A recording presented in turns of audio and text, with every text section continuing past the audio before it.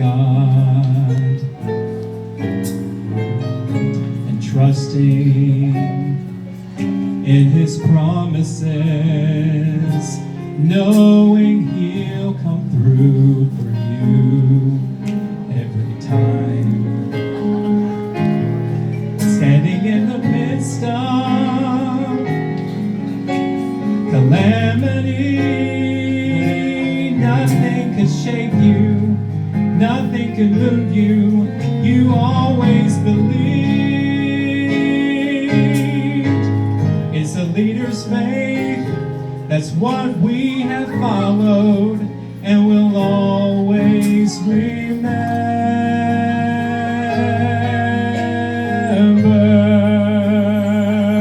You've been steadfast, unmovable, and always seeking the face of God. And you trusted in His promises, knowing He'll come through for you every time. And standing in the midst of calamity, nothing could shake you, nothing could move you. You always believed. It's a leader's faith, that's what we have followed, and will always remember.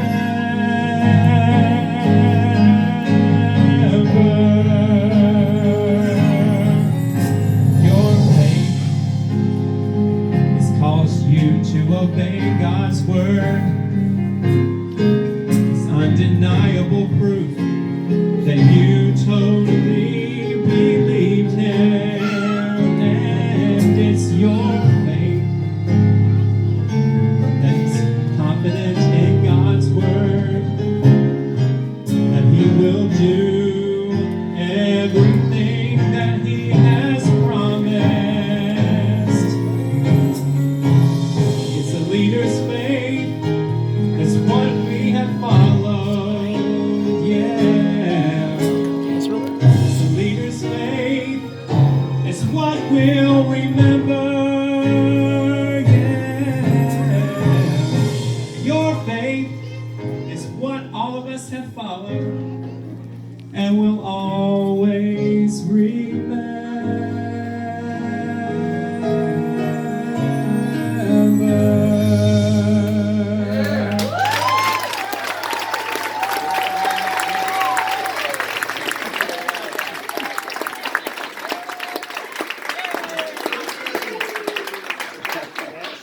The only other person in my life I have ever sung to, looking at them in the eye awkwardly, was my wife when I proposed to her.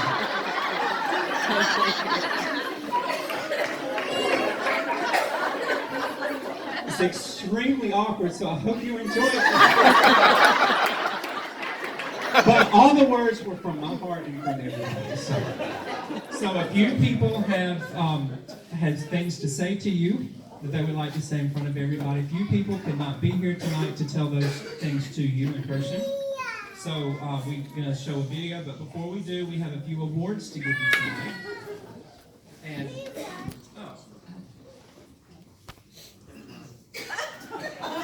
that's somebody else's award. We'll give you that. Everybody make sure you come get your picture with Mark's big head up here before the end of the evening.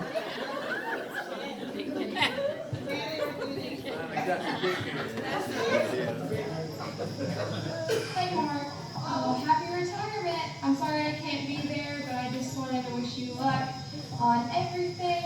And I love you and Janet so much. I've known y'all for all of my life, and as upsetting as it was to hear that you were retiring, I am happy for you, and I know this is good, and I wish you well, and we all love you so much. I think I can speak for most of you youth on that one.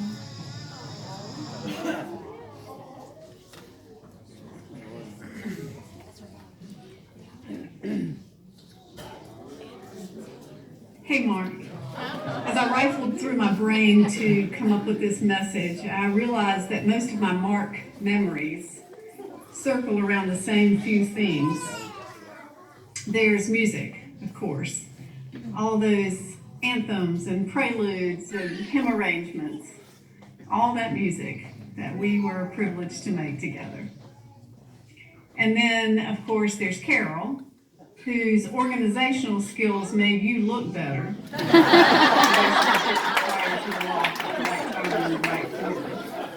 And whose organ skills made me sound better by the way she would cover all my bloopers. And there's pound cake. And I heard, Mark, that you hid that pound cake from your very own children.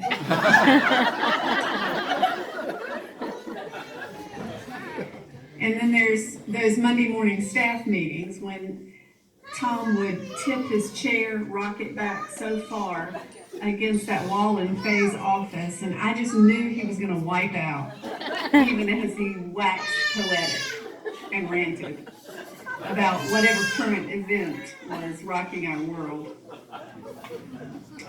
But the thing that stands out most, the thing that absolutely pervades every memory of you, Mark, the thing that may well be the theme of your ministry, it's your smile. I've never known anyone to smile as easily and as often as you do, Mark. I remember one time I was irritated about something, and I looked over and you were smiling, and I accused you of sleeping with a coat hanger in your mouth. We all know that there are times in life where there's just not much to smile about. And yet you, on every imaginable circumstance and situation, you were able to offer compassion and understanding and grace and joy and warmth by simply allowing the love of God in your heart to show up on your face.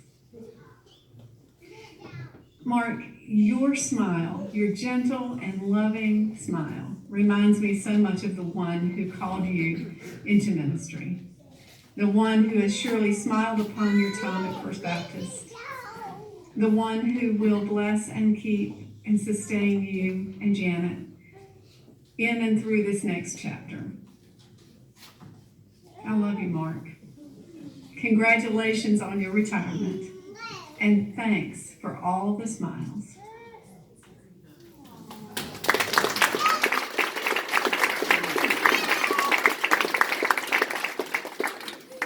Now we have a few more people that would like to share some words with you and for you. So we're going to have Carol Cone, and then Laura Cabanis, and then Annie Keith Honeycutt, and then finally Danita Rickard, and then Tom Cabanis will close us out.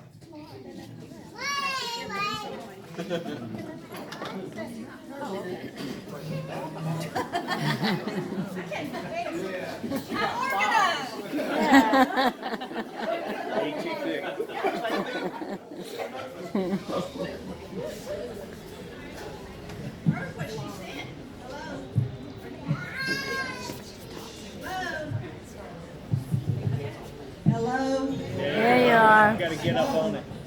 But you heard what she said. I'm the one who's organized. In June of this year, Bill and I will have been married 53 years. He's one of the most patient and kind men that I've ever known. But the other man in my life is second only to Bill. Mark has such a gentle spirit, a kind and tender heart, as Haven said, and that would be absolutely necessary to have stood either beside, in front, or behind me for 21 years.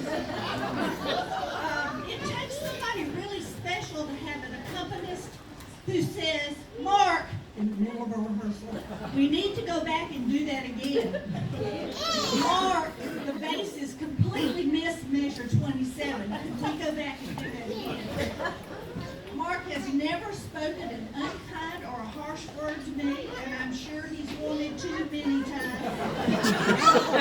Always replied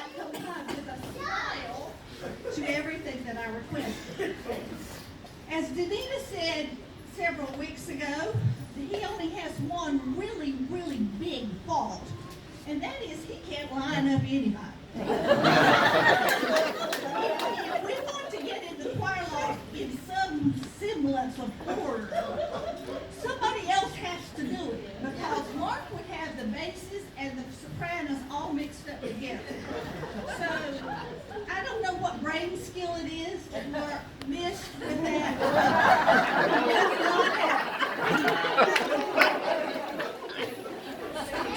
To be a little more serious, unless you spend a lot of time in this building, there are probably a lot of things you don't know about what goes into doing what Mark has done for these 21 years. Before you even think about having a rehearsal, you have to choose a lot of music. Now, we're not choosing music just for one group. We're choosing music for children's choirs, for adult choirs, for handbells, all of those things. It comes to you in paper, sometimes in boxes, stacked up in the corner of the office. Mark, should I take this box home and go through it? I'm going to get to it. But whatever, it all has to be looked at, listened to, and then he has to choose what was appropriate for us to sing, what's appropriate for our congregation, what it is that works best in our worship style. And that's an ongoing process all the time. So it's not just in the summertime he chooses for the whole year. It just keeps coming month after month, and you have to keep doing it. And once it comes and it gets stamped and put into our music library, Alice, are you here? Thank you, Alice. Good, because otherwise it would never have made it to the music library. You all do know we have a music library. We have a whole room full. And Alice has now taken the hard job of helping keep Mark organized in that room. So once it gets stamped and we put it in there, then Mark has to start learning it, because he's going to have to teach it to us. And so it's not just a matter of saying, this is the anthem we're going to put out for this week, because that's not the way it works. He has to learn the music that he's going to put out, and it has to be something that's going to be appropriate in our worship. So then we get to Tom, because Tom gives us this long list of things, and he says, this is where my messages are going for the next 6 weeks, maybe 2 months, just depends. So Mark starts with that, and he works to choose not only music, but all the other stuff we do in worship on Sunday morning. Readings, scripture, all of that. I had a minister of music in Charlotte one time. His wife was asked what it was he did. She told everybody that he chose the hymns. Well, Mark does choose the hymns, but there's a whole lot more to it than just choosing the hymns. If the bells are playing, that means the tables had to come from the 3rd floor. Then Mark has to put that in that tiny little space. He had to put the tables so that all the players can be where they needed to be. And then he puts up the bells, and then he puts up the folders and the music and the mallets if they need those. And then he has to figure out, how am I going to get them up here, and how am I going to get them down without being such a disturbance in our worship? All of that goes on all the time. And part of the time, he's choosing music for Christmas and for Easter. And that involves soloists and readers and lights and all kinds of other things, sets that also fall in the purview of the minister of music. A less pleasant thing, but most important, is when we have someone in our church who needs advice and guidance when we have a funeral. And Mark is the ultimate comforter, and he listens, and he takes whatever people tell him about that, and he works that in to a service of worship for a funeral. I've just kind of skimmed the surface. I know most of the stuff he does. But you get some idea of how much Mark has influenced, his knowledge, his talent, has influenced our church family for 21 years. Mark, I've been your work wife for 21 years. I could never have done that without the traits of godliness that you lived in front of me and all of us who have come into your sphere of influence. So as you start your walk on this new path I'm sure you're going to continue to find ways to love and care for all those who come into your life, and that you'll see the Lord's footprints in front of you and when you walk into retirement. And so, it is my pleasure to present to you the Stylish Comfort Award. If you're too far back, there are two Crocs right here. Two Crocs right here. Mark is well known for his excellent taste in footwear on his work days at church, for setups, mission work, or just showing up to help out. So I present him with this certificate, and I wish you the best.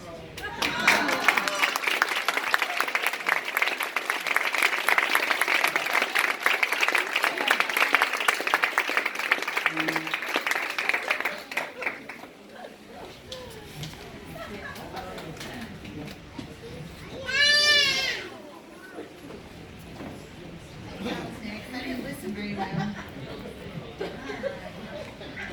Get my speech. I don't have a notebook. I got mine. I'm here. Can you hear me? I'm not sure how to adjust that. So I'm here on behalf of the handbells. So I brought a prop. Gotta have a little prop. So, retirement's a good thing. Even though it's sort of sad for us, it's a great thing for the Hill family. So, Mark, you've been with us for 21 years, and I want to share with you some of the high notes of Mark. So, Mark, you are leaving us on a high note. For that, we are so grateful.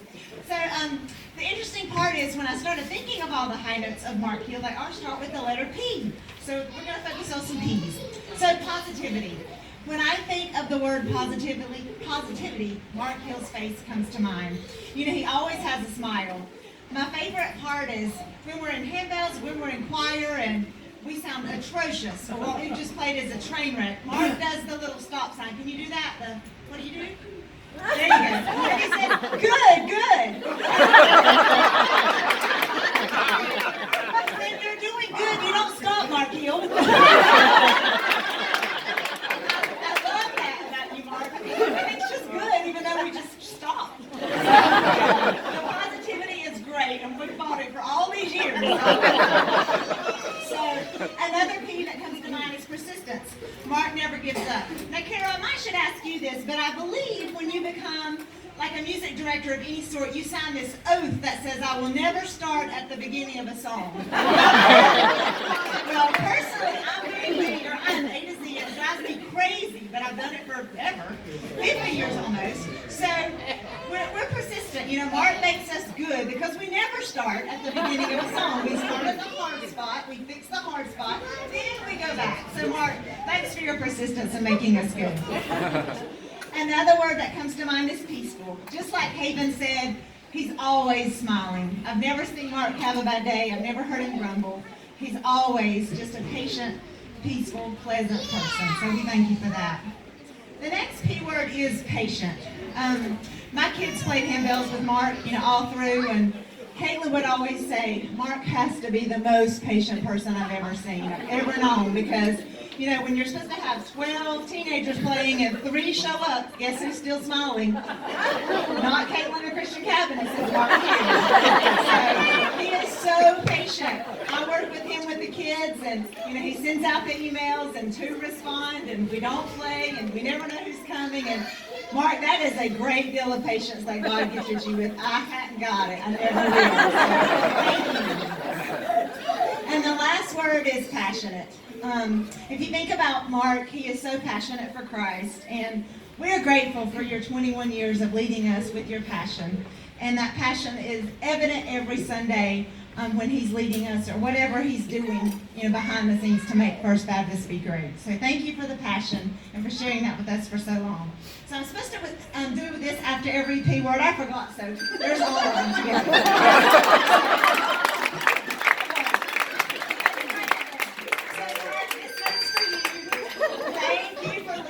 So long, and we'll always love you, and thank you for putting First Baptist on a high note always.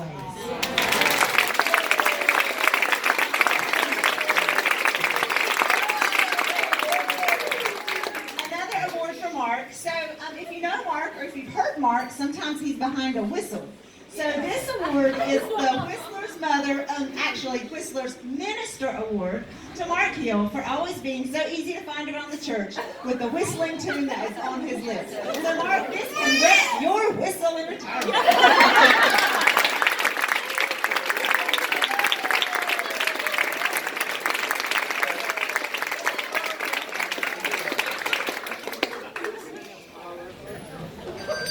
I gotta get that bag and switch out in my purse. I'll get it back.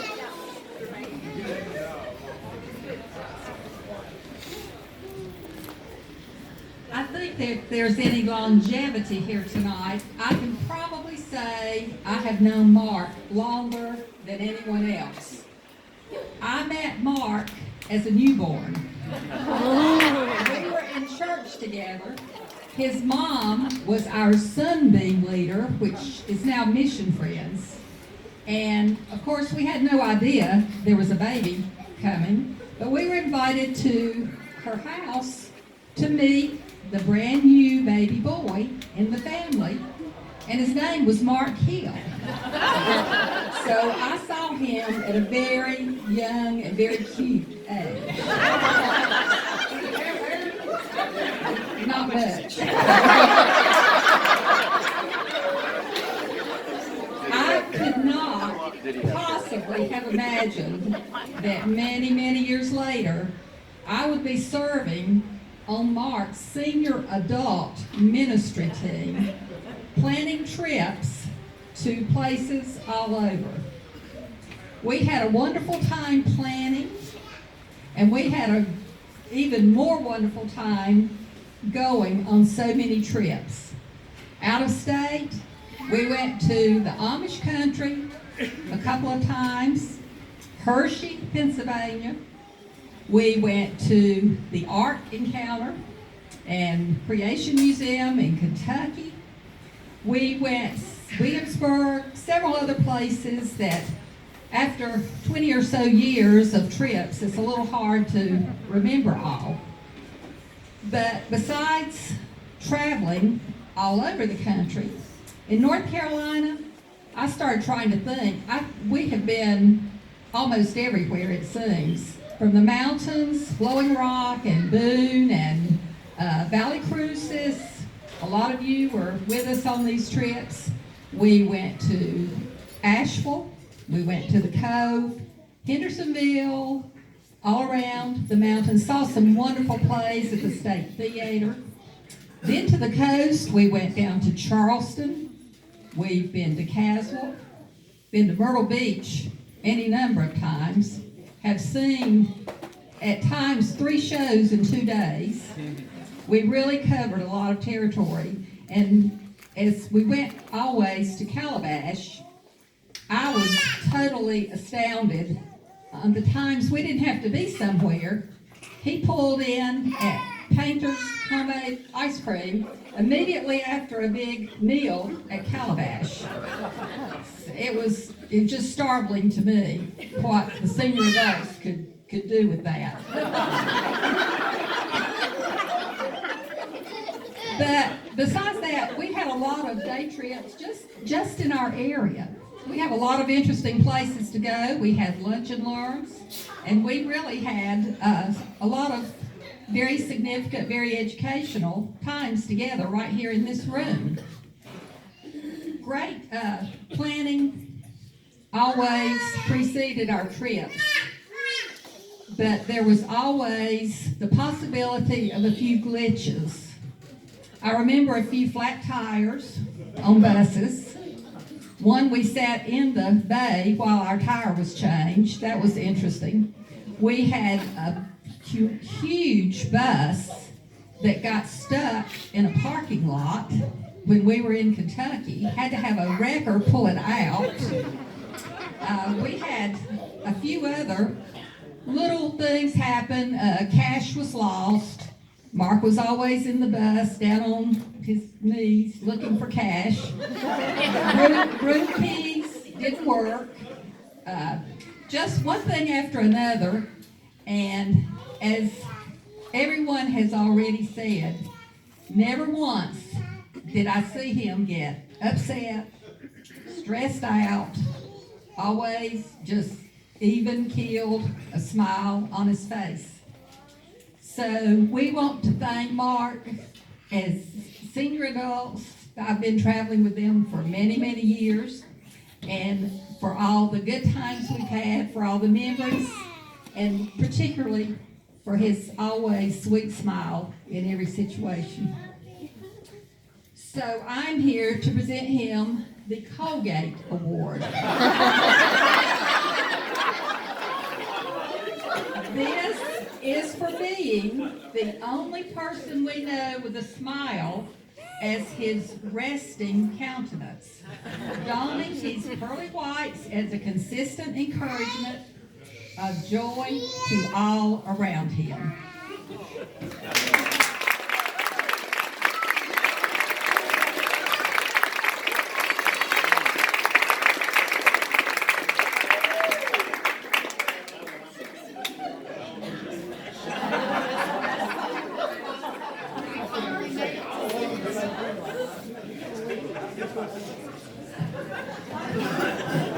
What a night, what a crowd. Here to honor Mark Hill, the man of the hour. You heard the applause, Mark. I started to worry. It's going to be an exciting evening.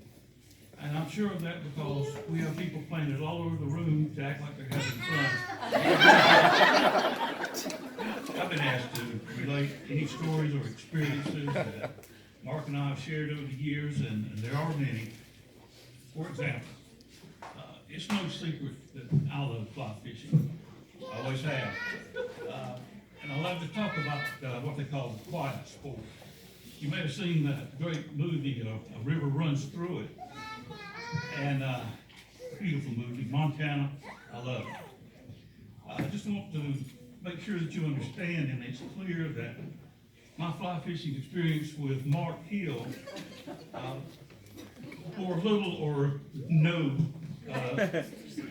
experience in the movie scenes.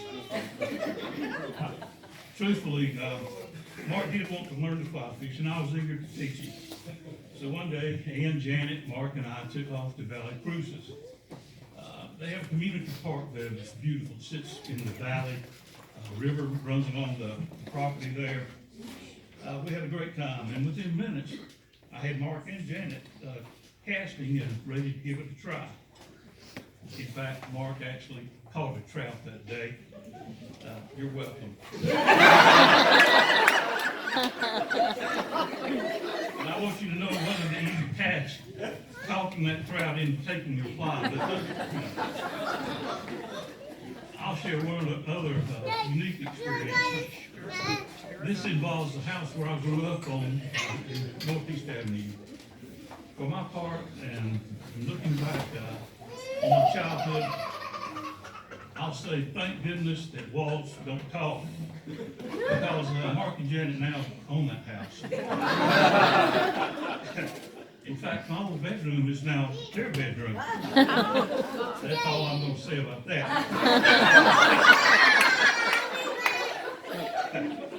In closing, let me say that for 21 years, I wanted to sing in a choir with you, Mark, and it's finally going to happen. Now, I understand and realize that part of you in the congregation may be concerned that you won't be able to recognize Mark in the choir. But don't you worry. Mark will always be the one, the little cold-headed dude with a big smile and a bow tie. Congratulations.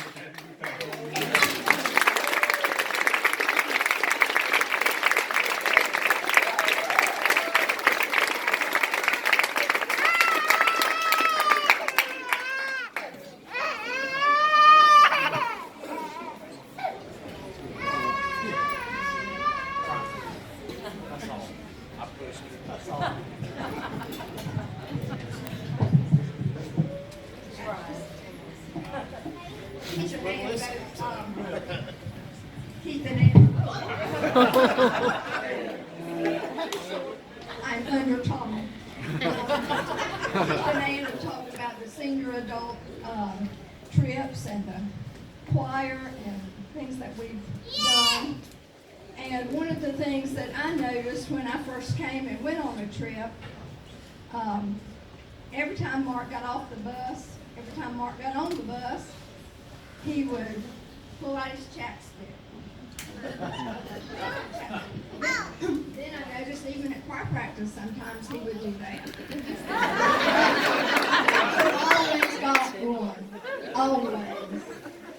And it was just amusing to me at first. I never can find one. I may have one in my purse, but I never can get to it. But we just thought that was something that he was always prepared for. And this is to Mark Hill, the Soft Lips Award. This is awarded to Mark Hill for always being prepared with chapstick at all times to ensure he never cracks a smile when he cracks a smile.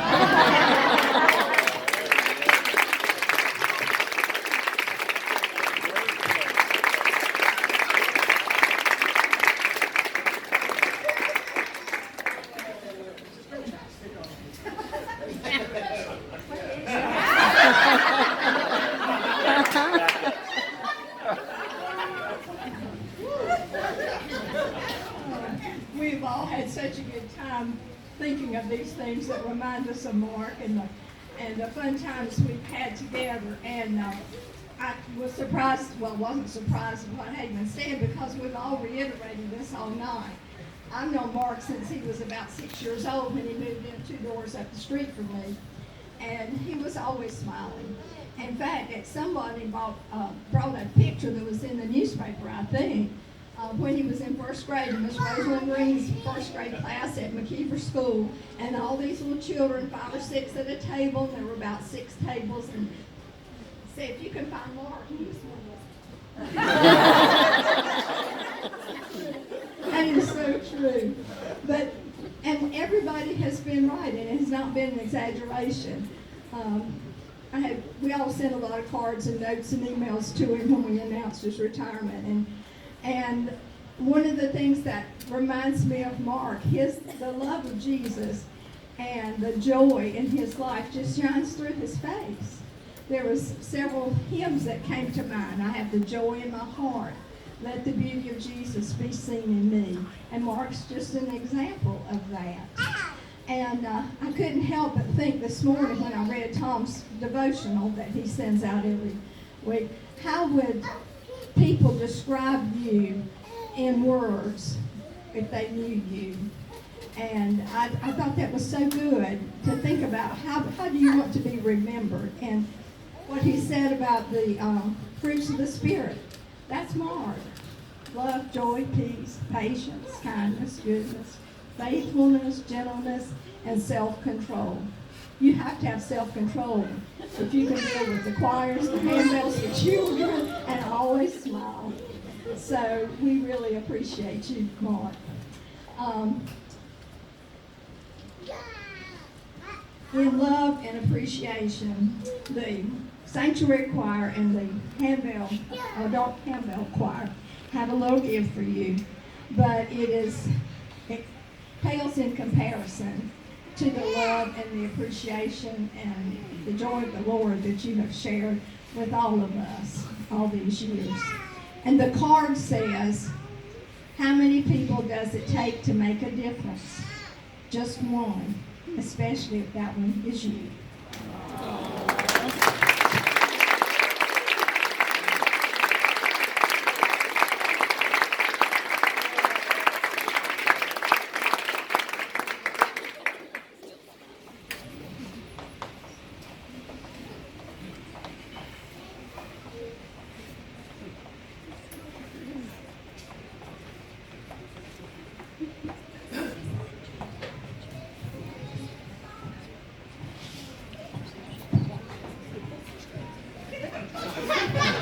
Where's Jimmy?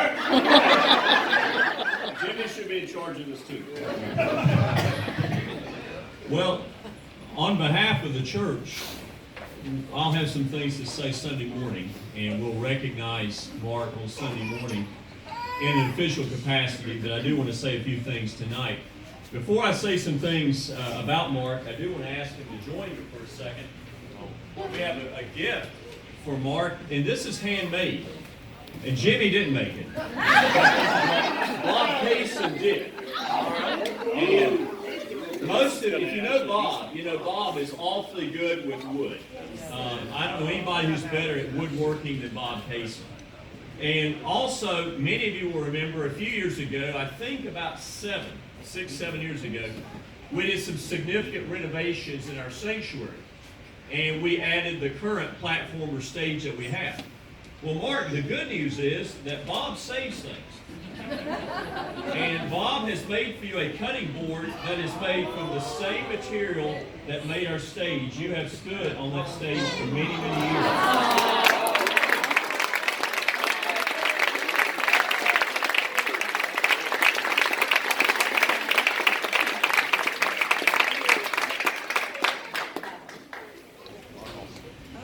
Well, I don't know if Mark's lips are soft. I'll on that. I've never had a creepy sleeping arrangement like me and Keith have shared, so I'll let that go. And I'll let them share bedroom stories as the occasion arises. But I do want to say a few things that I think are important for us tonight. And I need to get out of this quick because I'm probably going to be a puddle if I don't. I've been blessed to work with a lot of great people at First Baptist Church. You've heard from two of them already, Haven and Carol, and I've had a lot of wonderful times through the years, a lot of laughter, a lot of late hours, and a lot of wonderful experiences. And Mark Hill would be one of those. I've had a chance to work with him. And Mark, Dr. Seuss wrote a long time ago, how did it get so late so soon? It's night before it's afternoon. December is here before it's June. My goodness, how the time has flown. How did it get so late so soon? I think, Mark, that we all probably feel that way about you. Where did the time go? It seems like only yesterday when we welcomed you at a reception in the parlor in 2001 as you and Janet and 3 much younger sons were coming to First Baptist. By my count, Mark, you've been with us for more than 1,000 Sundays. It seems like there ought to be a few more to be together. So how did it get so late so soon? We are profoundly grateful for your kindness, your humility, and your grace. You have blessed us by your presence and by your giftedness in our lives. Tonight we might feel a bit like the Beatles and want to dwell on yesterday. But your music, joy, and life always remind us of Annie, who sang that the sun will come out tomorrow. Personally, I thank you for indulging the occasionally philosophical staff meetings where you would indulge my ideas on worship or life or a host of other things, whether there's a quote from The Office that could work in this worship service, or whether Yellowstone has anything profoundly to teach us in life. We could go on.